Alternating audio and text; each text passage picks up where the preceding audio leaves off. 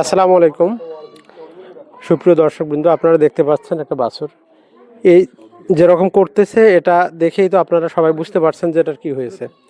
তো আমাদের যেটা করতে হবে সেটা হলো যে এরকম যে গরু বাছুরই করুক না কেন, ছাগল হোক বা অন্যান্য বিড়াল কুকুর যেটা হোক না কেন, তাকে সাথে সাথে আপনারা আলাদা করে রেখে দেবেন। এটা আপনারা বুঝতে পারছেন যে এটা হচ্ছে র্যাবিস। দেখেন কত মানুষ এখানে দেখার জন্য আসছে। তো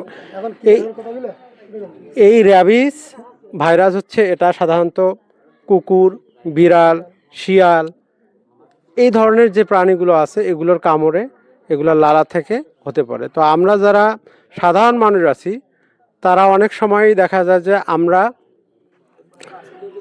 আমাদের হাতের আঙ্গুলে বা অন্যান্য কাজ করতে গিয়ে কিছুটা কাটা যায়। এই কাটা যাওয়ার কারণে ওর মধ্যে যদি একটু লালা পড়ে আর ওর মধ্যে দিয়ে ঢুকে পড়ে, তাহলে দেখা যাবে আমাদের শরীরে চলে আসছে।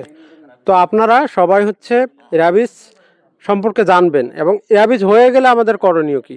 যে প্রাণীর হয়ে যাবে সেটাকে তৎক্ষণাৎ আপনারা ওটাকে ধরা বাদ দেবেন, ওটাকে ছোঁয়া বাদ দেবেন এবং ওটাকে ডিসপোজ করে ফেলবেন। যদি